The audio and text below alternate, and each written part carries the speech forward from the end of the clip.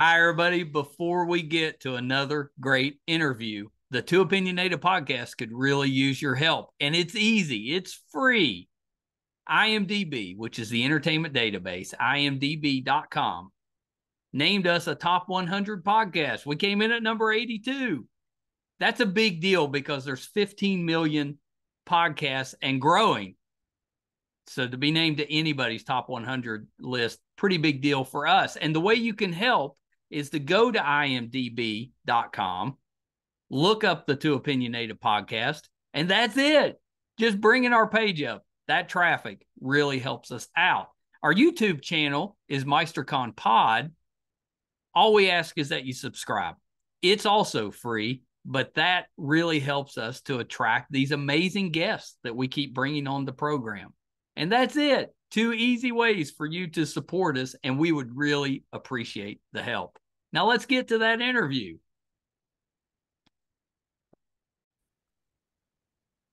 Hi, everybody. Welcome to another edition of Too Opinionated. I'm so excited today. I've got actor, writer, comedian Geri Jewell with me. So welcome, Geri. Thank you. My pleasure to be here. You know, I feel like I grew up with you because I've been watching you since like the 70s. So Uh-oh. you know, my mother was and is still a fan of yours, but she got me watching you when you were just starting out in acting, and we're doing a lot of comedy at that time. She kind of got me interested in you, and she used to watch. I wanted to ask you about this show. She used to watch you on this show called Righteous Apples. Oh my God. That was one of the first shows I ever did. Yeah, yeah. Well, and I kind of remember it because I'd watch a lot of stuff with her, so I remember her watching it. Don't remember a ton about it, but I was researching, for you coming on the show, and Kim Fields was also on there. Know that. Yeah, yeah. She apparently made an appearance on there too. And I thought, well, that's kind of interesting. That is. I'm gonna have to talk to Kim about that. Yeah, because that was before Facts of Life, right? Oh yeah, long before Back to Life. Yeah. Yeah, that's what I thought. Well, so Geri, let's start this way because you've got such an interesting story. But talk a little bit about what got you into acting, because that's a tough profession under any circumstances. But you went kind of I know you were doing some comedy, but how did that transition into acting? I think I always had an interest in Hollywood and being an actress and a Yeah, comedian and a writer. I could remember when I was about, God, I must have been 12 or 13, yeah, and we had a field trip to Universal Studios. All us kids with disabilities were bused to Universal, and my brother Fred went with us to help push wheelchairs. yeah. And this was when I was 13, and I was so excited to be at Universal. I was like, wow. And and I jumped over the red rope that you're not supposed to jump over. And I sat in Lucille Ball's makeup chair. And I my brother grabbed me, Jerry, do that. And when we were walking out of Universal, I said, Fred, I said, someday I'm going to have a parking space at this studio. And sure enough, when we did Facts of Life, I had a parking space at Universal. So It's amazing. I I must have always known on some level. Yeah. Yeah, and I think that kind of makes sense. I mean, did you do some acting when you were in school? I wrote a play again when I was 13. I wrote a play. I wrote two plays and I put one on for the whole school. I mean, all the characters had disabilities because I was in special ed. Yeah. I think the mother had muscular dystrophy. The father had polio. But seriously, I put on the play. Well, how did they go over? in your first play. It went over well. I mean, that was quite an accomplishment. Yeah, And well, yeah. it was. I started a pen pal relationship with Carol Burnett at that time too. And she always wrote me back, and I told her I loved her show and I wanted to do what she did when I grew up. And she said, get into acting in every capacity. She told me never to quit, that to Amazing. try. Nobody knows what they can do unless they try. There's no guarantee that you'll be professional, but you have to try. And that was big coming from Carol Burnett. Yeah. Have you ever got a chance to meet her? Oh, many times. Yeah. I met her for the first time when when I was 16 or 17. I ordered tickets to the Carol Burnett show at CBS, and I got a front row seat, and I was so excited. Wow, I get to meet my idol. And she used to raise the house lights to accept questions from the audience, and I'm waving my hand. She never called on me. And it was the episode, it was that classic episode where she wore the curtains on her Gone with Yeah. the Wind. That was the episode that I was at. And Oh, that's terrific. they started filming, and of course I turned to my friends and I'm complaining, I can't believe she didn't call on me. And they're telling me to shut up.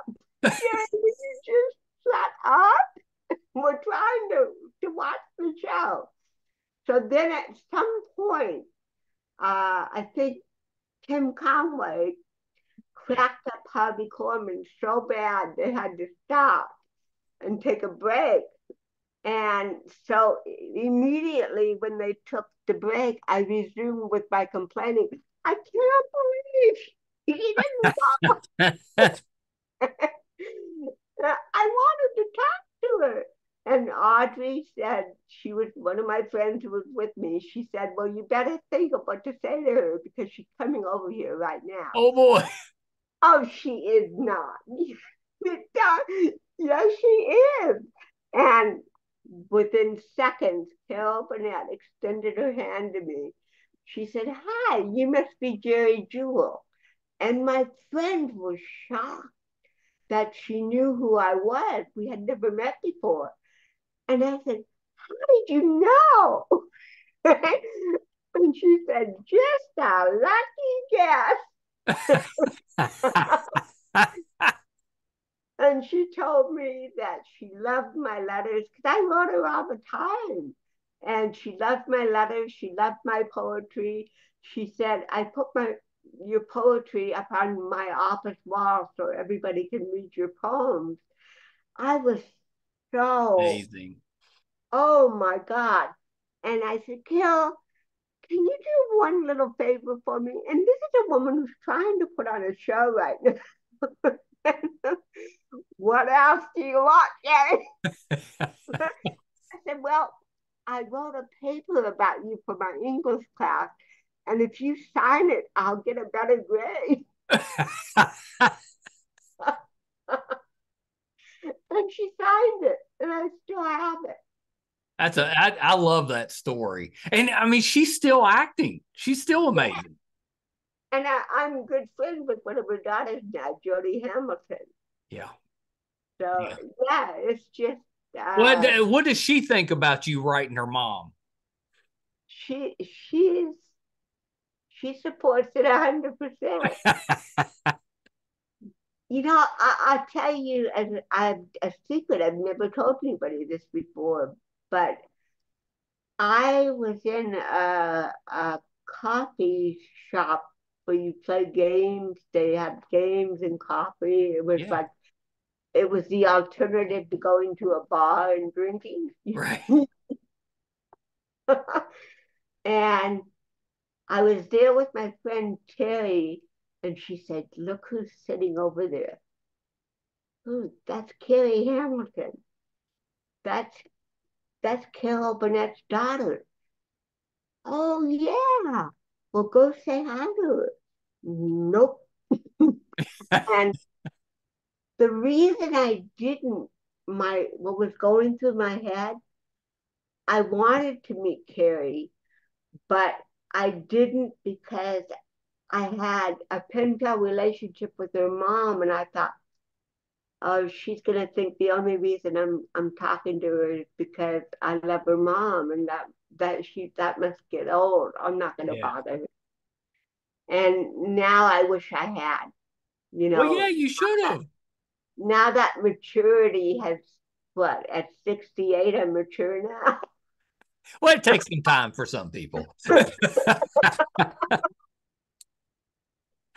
No, I just didn't have the guts to go up to Carrie. That kind of makes me laugh because when you went to see Carol, you wouldn't shut up. But then I know. when you met her or had a chance to meet her daughter, you're too shy to say anything. Yeah, not interesting. So of course I grew up with you on Facts of Life. Loved you on there, and I think if I remember right, it was Norman Lear that got you on that show. Yes, I started doing stand up in 1978, Wow. and at the Comedy Store in Hollywood. That's Yeah. where I started. And Norman Lear saw me perform in 1980 at the second annual Media Access Awards. And he takes, Mouthful. yeah, well, I said it right. You did. You said it right. Hey, they just got an Emmy this year for their Yeah, I award. saw that. Yes. And this was the second one. And Norman came up to me after the show and introduced himself. And he said, you know, you're really funny, kid, but you're way before your time. I said, so wait a couple months. He was so amused by that response. I wonder if she really gets it. But he 2 months later he cast me as Blair's cousin on The Facts of Life. Was there a reason? Because weren't you Geri on Facts of Life?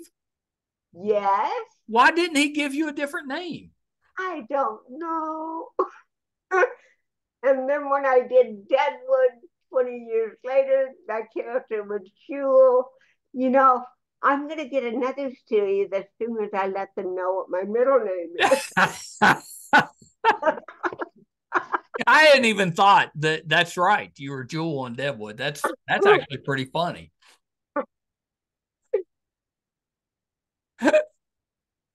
We always loved those episodes when Cousin Geri showed up. Say that again. I said we loved those episodes when Cousin Geri showed up on Facts of Life. Thank you. I think my favorite one was the first one, though. Really, the first one was the most powerful, and they even used some of my own stand-up material, which now I know they owe me money for.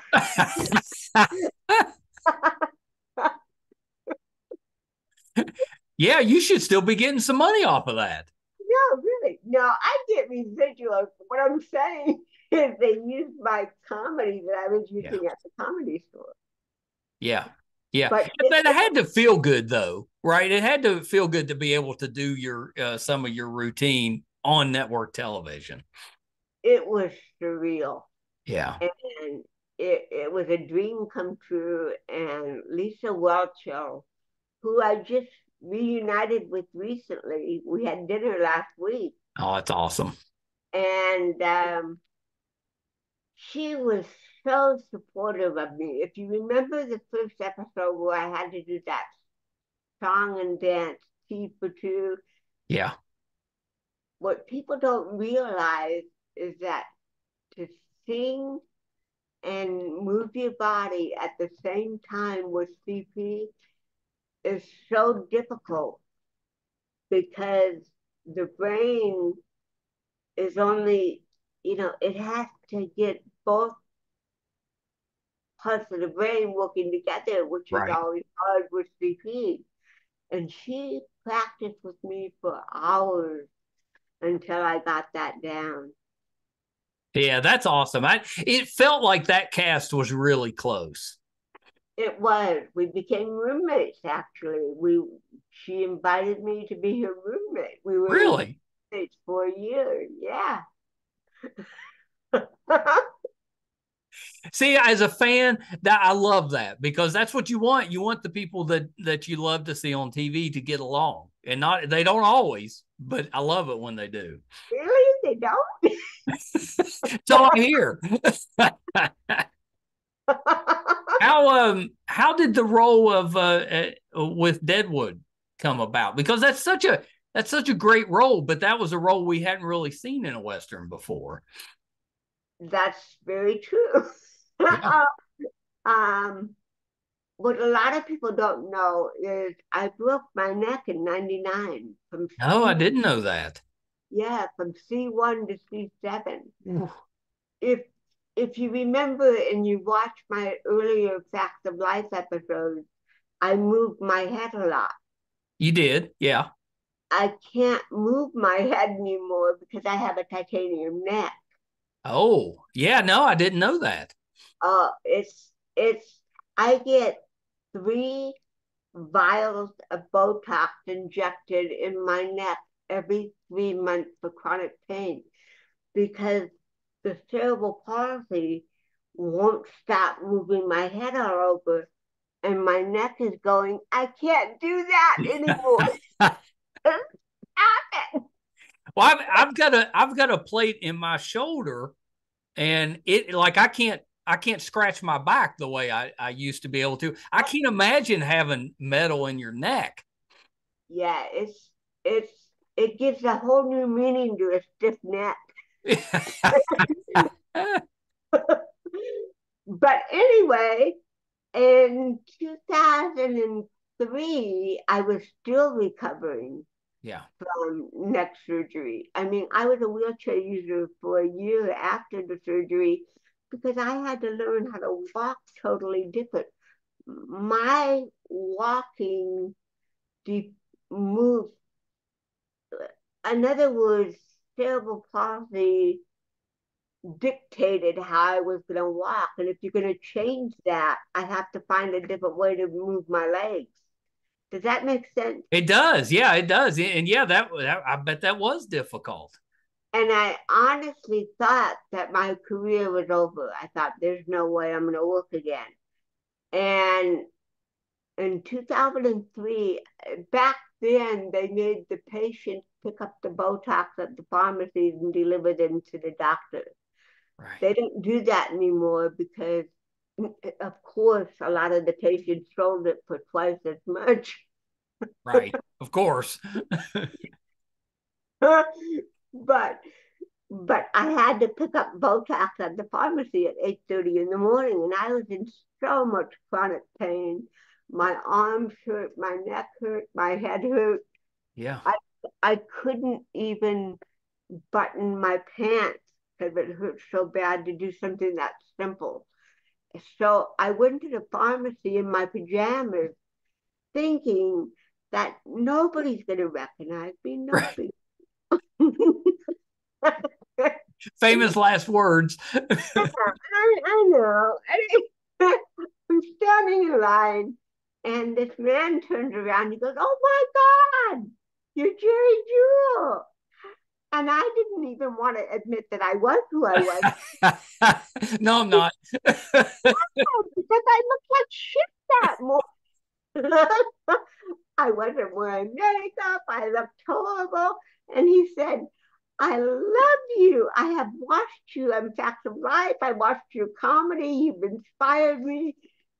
Oh my God, I can't believe I'm meeting you. And I said, well, thank you, sir. And what was mildly going through my head was, oh, that life. I honestly didn't think I would ever have that again. That's right. And he said, what are you doing with your life now? I haven't seen you on TV in a long time. And I said, well, I'm doing Botox. And he laughed and he goes, seriously, what are you doing?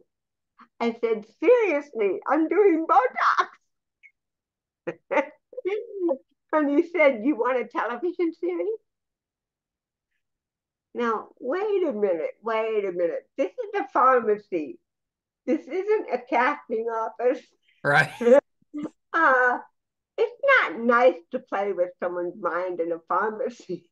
He said, "In case you don't recognize me, my name is David Milch." I said, "The executive producer of NYPD Blue?" He said, "Yeah." And I said, "Well, Mr. Milch, I'm flattered that you like my work and that you believe in me, but let's get real. I would be a real shitty cop." And he said, "No, I just signed a contract last week with HBO. I'm doing a new Western called Deadwood. You want to do a Western?" And I looked up as far as my titanium neck would let me. And I said, "God, you have a quirky sense of humor. I'm standing here in chronic pain with a titanium neck, cerebral palsy, depending on Botox, and David Milch wants me to ride a horse." Of And he, course. of course, hey, that matches. Of course, a horse.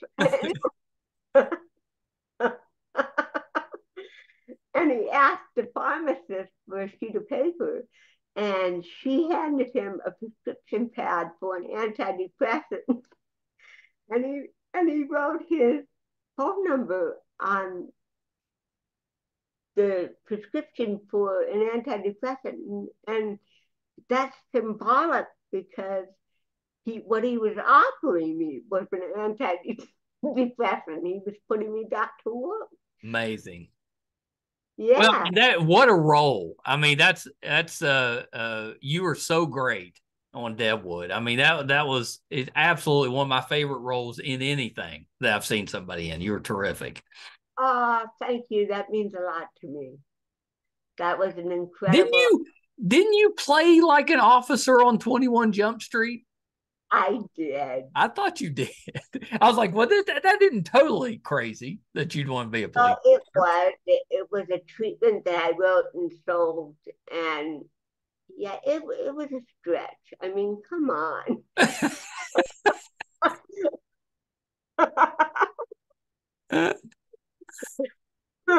What'd you think when they came back to you to do the movie for Deadwood? Because we'd all, as fans, been waiting for that for years. I know, and a lot of people didn't think it would ever happen. Yeah, I didn't. I gave up on it. I knew it would because I knew David that well. Yeah, I knew that he wanted to do it. What I didn't know was, I deal with a lot of chronic pain, especially these days because of aging with CP and the right. titanium neck, and I think it was 4 years ago that I broke my collarbone. I I accidentally dropped a 30-pound bag of cat litter on my shoulder. Don't ask. I was gonna say that will do it though. I know. I've been getting 12-pound bags ever since. Well, you learned your lesson. I know. I deal with a lot of chronic pain. And in 2018, I had lower back surgery that I hadn't fully recovered from. And I get an email saying that we're starting filming Deadwood the movie. And I was like, no. Does he only contact you after you get hurt? I know. Would I be odd? So so I called the production office and I said, "Can I please speak to David Mills?" And he said, "Well, he's not taking any calls right now, but I can leave him a message." And I said, "Well, tell him that I'm really flattered that he wants me to back on the show to you know uh, do the role of Jewel, but I have to decline because I had back surgery and I'm not fully recovered. I'm still a part-time wheelchair user. It's hard for me to walk. I'm in a lot of pain. Yeah. So can you please tell him I appreciated it, but no." And I just went to bed and cried that night. the next day, David called me and he said, "It's David." And I said, "Well, hi, David. I got your message." And I said, "Oh, I'm sorry." He goes, "What are you sorry about? You're going to play Jewel." "No, you didn't get the message." "No, I did get the message. And I don't care what you're going through. You're going to play Jewel." And I don't care. He got me a wheelchair accessible trailer. Hair and makeup is going to come to you. We'll make script changes with things that are physically difficult, but you're going to do it. And he made me do it. And I love that. I'm glad he did. It was probably the hardest physical role I've ever had to do because I was still in a back brace, and I went to wardrobe and they said, "Oh, you're in a back brace?" And I said, "Yeah." "Do you think you can not wear it when you're filming?" And I said, "Well, I can ask the doctor." So I called him and he said, "If you get out of that brace for any reason, then the insurance company is not going to finance any other surgery if it causes problems that you get. So you have to stay in the brace." I said, "But I'm doing a Western in the 1800s. They didn't have these kind of back braces." And he said, "Sorry, Jerry, I can't give you my okay on it. I'm not going to do it." So I went back to wardrobe and said, "All right, well, we'll just make the dresses bigger over the dress, but when we were filming, you could still see the back brace through the dress." And they were so frustrated. They go, "How do we do this?" So then they contacted props, and props built me an a Civil War back brace that they wore in the Civil War and put it over my dress to cover the back brace that I was wearing under my dress. So I was braced like, When they talked about that in the movie, didn't they? They made reference to this thing you were wearing in the movie, I think, didn't they? I don't think they made reference to it, but it definitely shows. In fact, there's a doll coming out in my likeness of Jewel coming out. Oh my gosh, I love that. They had the back brace on her. Did they let you keep the back brace? They didn't, but you know what I do have? I have the original leg brace that I wore. And the only reason I have that in my possession is because at the end of the third season, when we thought there was going to be a fourth season, nobody expected it to end. No, it was such a shock when it ended. None of us were happy. Yeah, none of us were. The actors, we were pissed. Yeah. And I said, "Can I take this brace and take it to an orthopedic and see if he can make some changes to it so it fits more comfortably, and I'll bring it back next season." There wasn't ever another season, so I have the brace in my Uh, heart. as you should. You should have got something from there. Well, I got a lot from there, trust me. Yeah. No, absolutely. Absolutely. But you need a memento. Yeah, Yeah. I think yeah. that's good. So Well, you've got a book out. I do. Yeah, so I love the name. So it's Geri's Jewels and Gems. So tell me about that. Where's the book coming from? Well, when 2020 rolled around and we were hit with COVID Yeah, not and the best year. the lockdown, and you know, this country has changed so much, but I won't go there. But I was thinking, what can I do that's going to inspire people and make people laugh and smile and give them hope without having to go out there and do it physically? Right. And so I thought about the columns that I wrote for Ability Magazine over a 6-year period. So I called Ability Magazine. I talked to Chuck Cooper, the editor, and asked him if I could use my columns in a coffee table book. And he said, well, of course you can, but you have to give Ability Magazine credit. Well, of course I will. And it's still available online. It's a great magazine. Yeah. But it let me use the columns. And then I had to find someone to write a foreword for it. So I thought, So I thought of Norman Lear. Yeah. Because Norman and I, what people don't know is we're very close. We were always very, very close. He was a dear, dear friend of mine. And I called him and I said, Norman, I have a new book I want to show you. Well, come on over.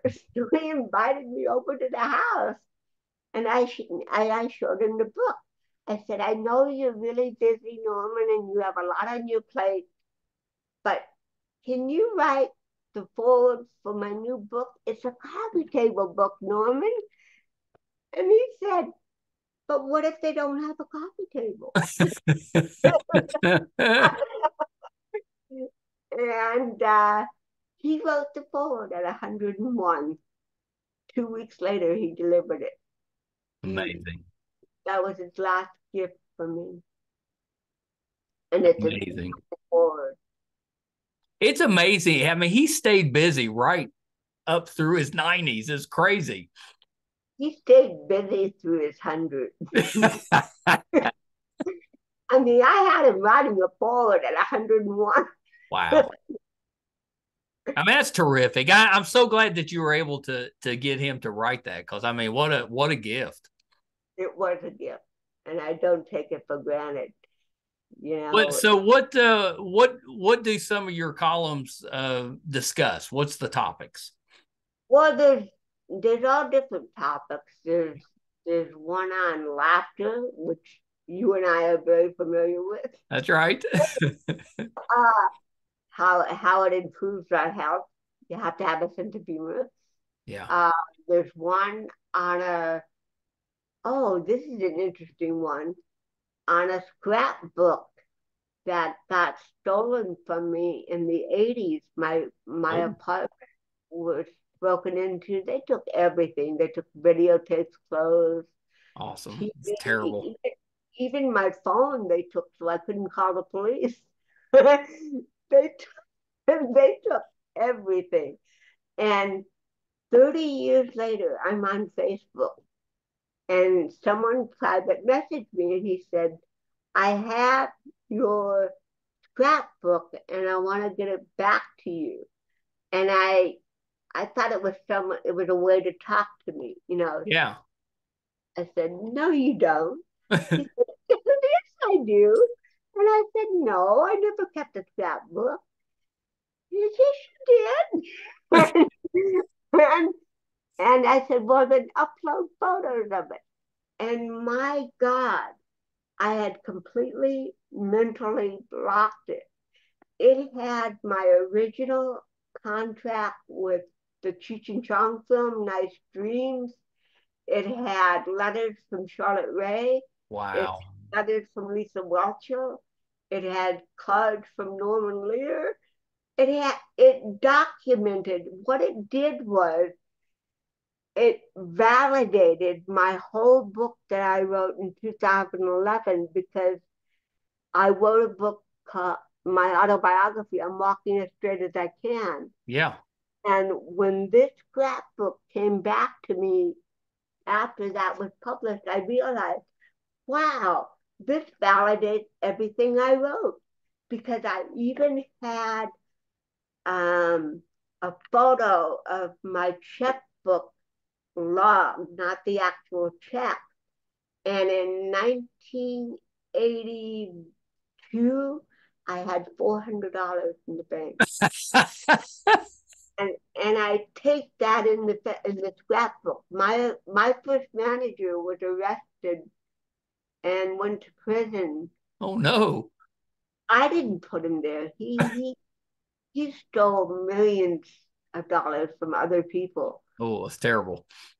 but he stole all my money. But I was low man on the totem pole. I had no money to fight him back to get Yeah. anything.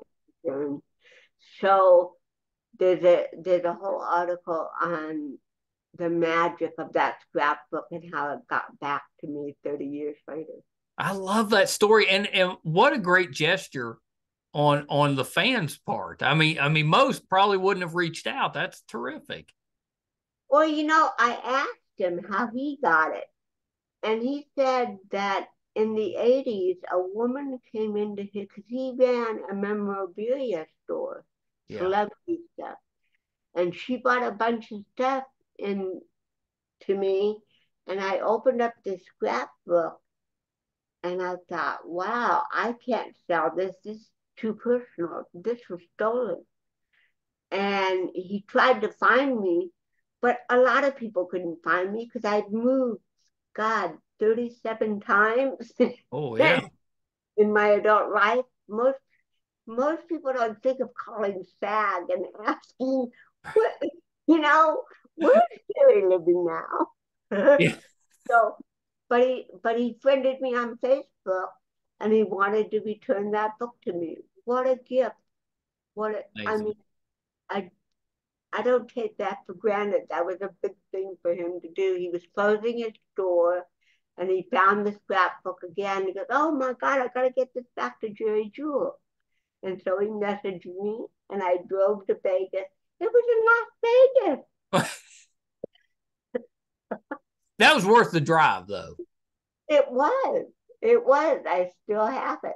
Yeah, I love that. Where can we find Geri's Jewels and Gems? Where can we buy it at? You can get it on barnesandnoble.com. In fact, I have a launch going on August 7th at the Grove. And if you click on the link and pay for the book, you get a reserved spot that night. They're going to interview me, and I'm going to sign all the books. They can also get it on Amazon, and they can get it from my website, gerijewell.com. Oh, it's terrific. Yeah, how exciting. I love that you already had the autobiography, and now you're getting to put out some of these great columns that you had, and you got Norman Lear to do the forward. That's amazing. I know, it really is. I've been so blessed. I have nothing to complain about. I mean, I struggle with the physical pain on a daily basis, and mornings are the hardest for me Yeah. because I have to have a full meal and take the ibuprofen because it's hard on the stomach if you don't eat with her. So mornings are very painful. I wake up in horrendous pain. I hate that. But you know what? It's okay. I'm paying my CP dues. I mean, I did everything. I learned how to ride a skateboard. I swam in the ocean. I There wasn't anything that I wasn't physically able to do. Now I can't do those things, but then I could. Yeah. So I'm paying my CP dues. So what? You know, it's, it's a part of aging and cerebral palsy. I never thought that it would be this way, but it's this way for anybody who's aging. It's just more so for me. It complicates everything.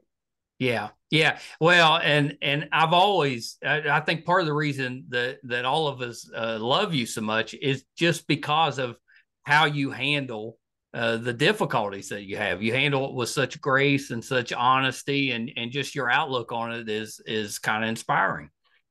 Thank you, Mike. That means a lot to me. Yeah, you're so welcome. And Geri, thank you for taking a little bit of time with us today. This has been terrific. This is one, like, I've tried to get my parents to watch this podcast forever, and they always say, "Well, we talk to you every day. Why do we need to watch?" But I know my mother's going to watch this one. She'll be watching this one because she's such a Oh, fan. good. Give her my love. Oh, I absolutely will. I absolutely will. Thank you so much. I hope we get to do this again at some point. Well, I hope so too. I'm writing two more books as we speak, but the first one is going to be about a monkey. So you have to have me on with my monkey book. Oh, absolutely. I'll go ahead and put my note in with Harlan. I'll be like, just book me now because I want her back on. Okay. Okay. All right. It's a children's book. I assumed it probably was. And you should write a children's book. That's awesome. Well, thank you. I'm doing it for my sister, Gloria, who passed away 7 years ago of cancer. Yeah. And she wanted to write this book, and I promised her at her bedside. She was so upset because she honestly thought she was going to be cancer, and she sadly she didn't. But she was crying, and she said, "I want to do my monkey book, my buck book for children." Oh, And I said, Gloria, I promise you from the bottom of my heart that I will publish the monkey book. And it's a monkey named Buck who overcomes cancer, and it's called Buck Up to Cancer. oh, I love that. And yeah, what a great kind of gift to your Yeah, sister. That's good for you. it'll be in Gloria's memory. And Yeah, you have to come back and talk about that. she'll be Buck's guardian angel That's in right. the book. Well, Geri, thank you so much. I can't wait till the next time. And best of luck with both your books that you're working on. Thank you, Mike. Oh, Have a you're so welcome. good day. Hold on one second. Geri Jewell. Love that interview. I've been a fan of hers, like I said, for most of my life. And that was just a real honor. She's so funny and just has such a great outlook on life. I just hope you enjoyed that. I know I did. Talked about most of them that I wanted to hit. Loved her on Alcatraz. I thought that was an underrated show. She had a stint on The Young and the Restless, played Rose. She was also in the new Lassie. I remember enjoying that. And I loved her appearance on Sesame Street. So yeah, Geri Jewell. Make sure you check out her new book, Geri's Jewels and Gems. It's out now. So get yourself a copy. I think it's going to be terrific. I know I've already ordered mine. If you're lost my train of thought for a second. If you're finding us for the first time, thank you so much for being here. Our YouTube channel is MeisterCon Pod. Please subscribe. It's free, really helps us out.